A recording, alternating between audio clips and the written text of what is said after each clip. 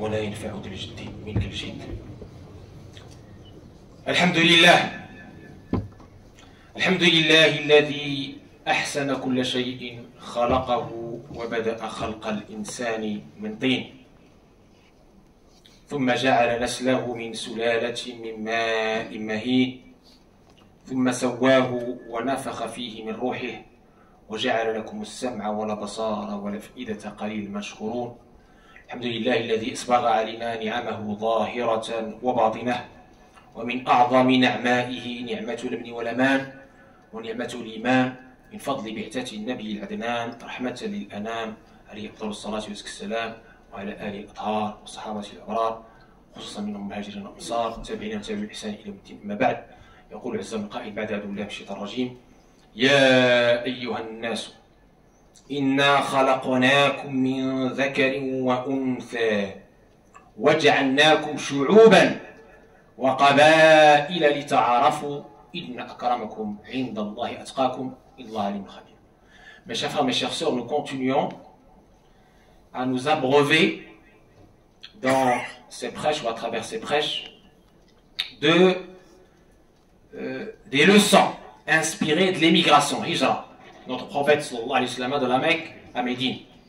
Nous sommes dans la troisième partie et dans les deux dernières parties, on avait vu déjà cette préparation de notre prophète alayhi salatu wassalam, qui nous a donné le vrai modèle du tawakkul.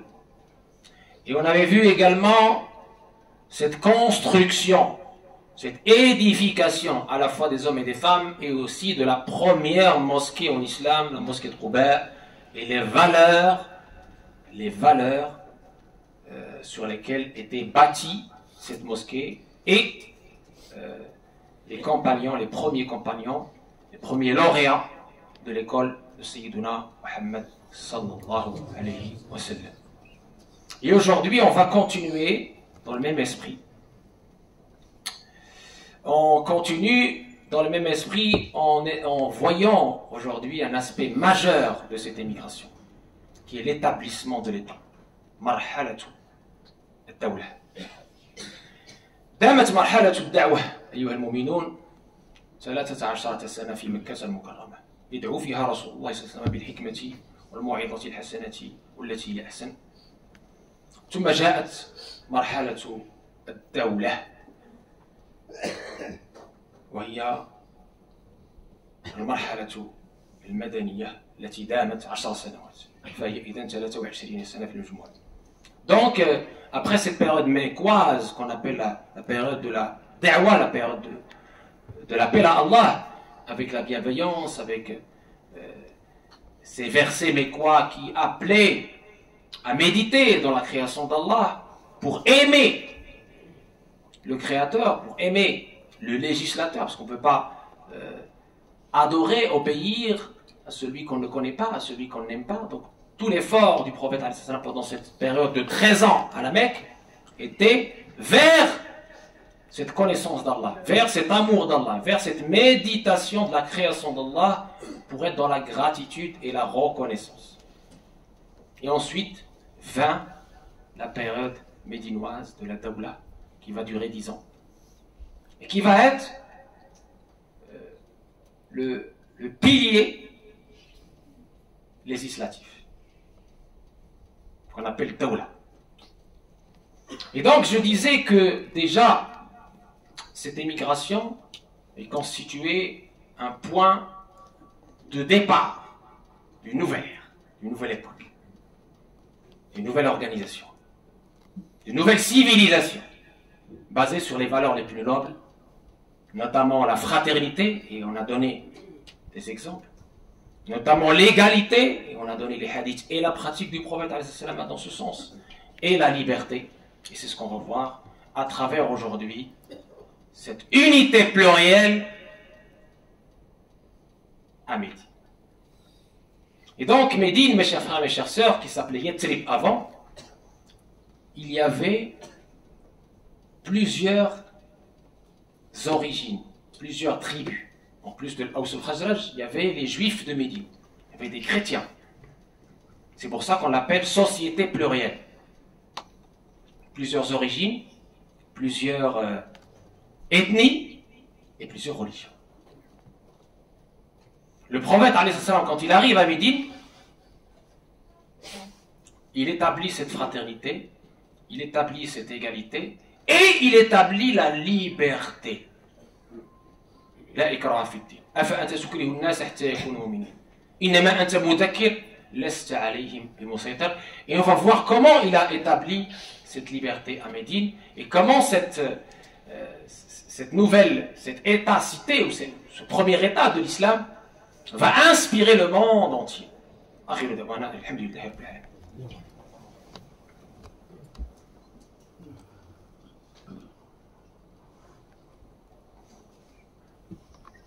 الحمد لله رب العالمين والصلاة والسلام على النبي الأمين صاحب الخلق العظيم الرحمة المهداة للعالمين وعلى آله وصحبه أجمعين.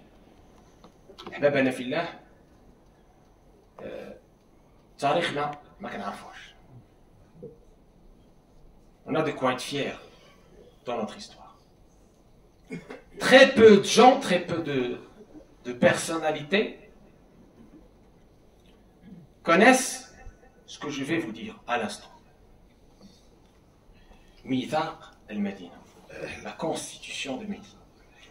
Alors il y a eu des travaux, alhamdoulilah, grâce à Allah, il y a toujours des gens qui, alhamdoulilah, qui font ce travail qui normalement aurait dû être fait par tous les chercheurs sincères. Parce que c'est une grande partie de l'histoire de l'humanité qui se joue.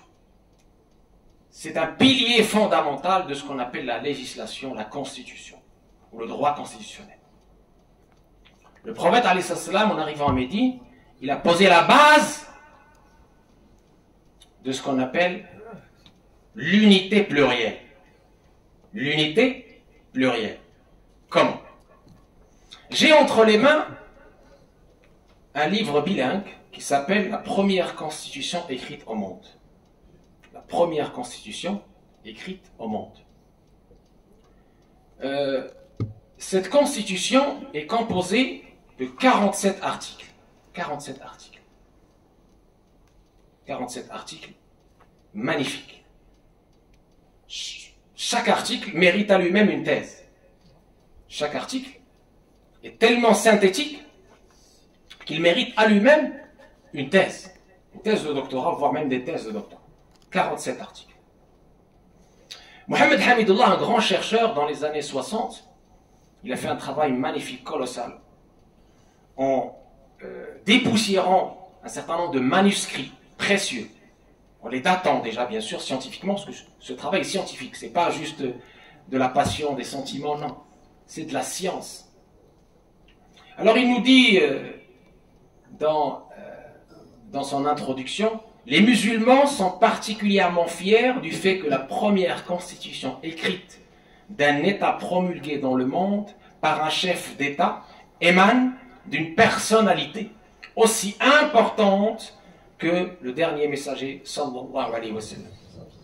Les nouvelles générations se doivent de le savoir, telle est la première et principale raison qui m'a poussé à entreprendre cette étude. Alors, le soubassement de la charte de Médine, c'est, sur ces 47 articles, mettre en avant le respect de la diversité, le respect de l'altérité. Dire qu'on peut être différent et vivre ensemble en respectant une charte commune de respect, d'entraide dans le bien commun. Parce qu'il y a un bien commun, il faut le savoir, il y a un bien commun. L'humanité partage un bien commun. Masalih mushtaraka. Le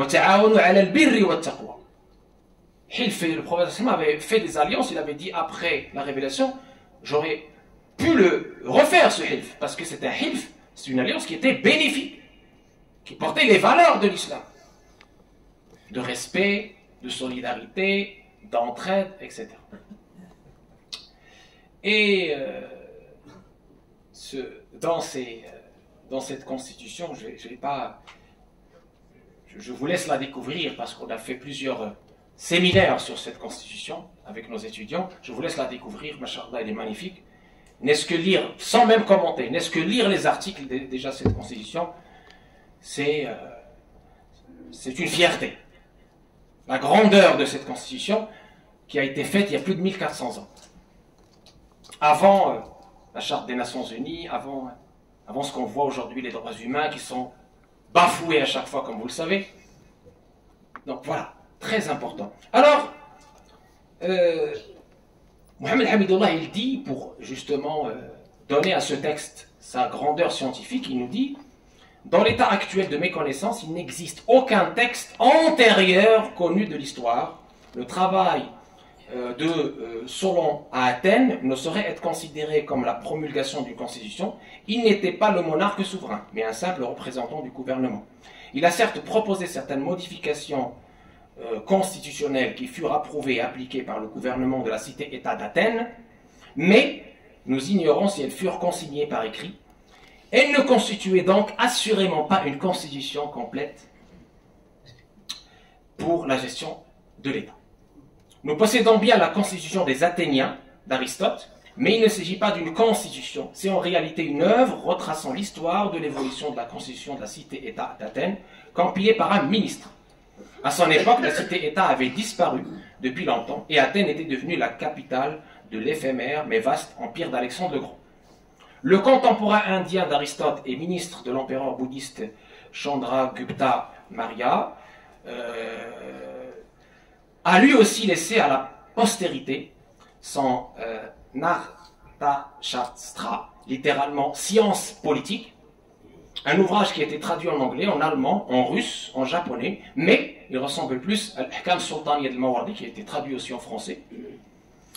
Et Abu Ya'la et Riyat al-Umam de l'imam al-Haramain, Jouaini, le cheikh de l'imam al-Ghazali, dont il serait intéressant d'entreprendre une étude comparative.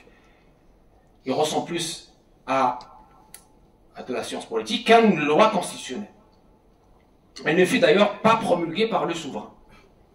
Pour ces raisons, il dit et il signe, je maintiens jusqu'à nouvel ordre que le texte de l'époque du prophète alayhi salatu salam, la charte de Médine, la constitution de Médine, Mitaq al-Madina, représente ici le plus ancien de son genre dans l'histoire de l'humanité.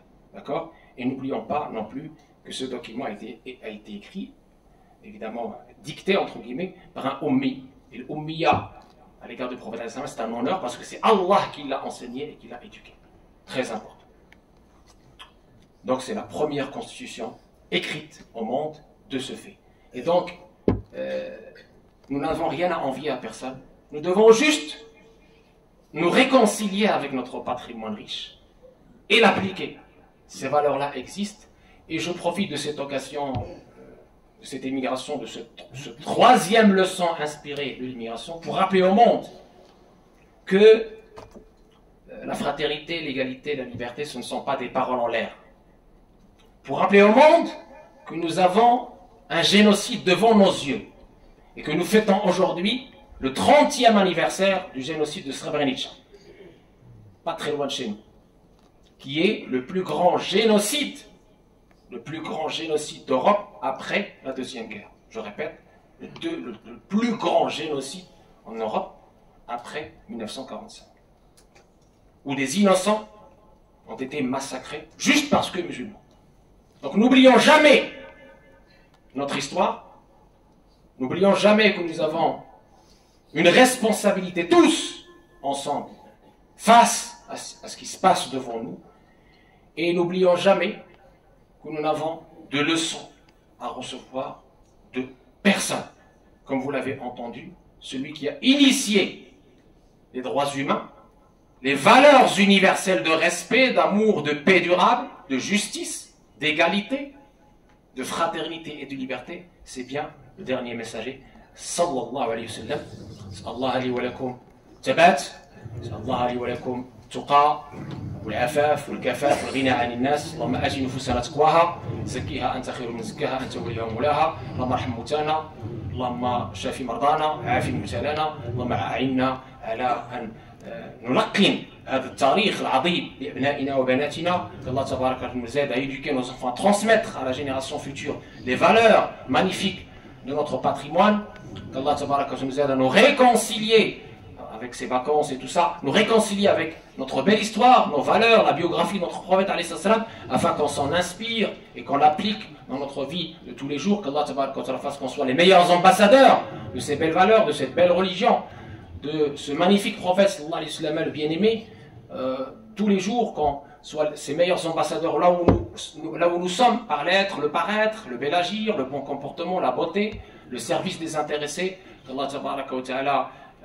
apaise les souffrances, apaise les tensions dans ce monde, ramène la paix, qu'Allah soulage les opprimés. هذا وقت من الصلاة والتسليم على مكثرة الصلاة والسلام عليه تحت الأوزار وتنال منازل الأبرار وترفع الدرجات وتستجاب الدعوات إن الله وملائكته يصلون على النبي يا أيها الذين آمنوا صلوا عليه وسلموا تسليما اللهم صل على سيدنا محمد وعلى آل سيدنا محمد كما صليت على سيدنا إبراهيم وعلى آل سيدنا إبراهيم وبارك على سيدنا محمد وعلى آل سيدنا محمد كما باركت على سيدنا إبراهيم وعلى آل سيدنا إبراهيم في العالمين إنك حميد مجيد قوموا إلى صلاتكم ورحمكم الله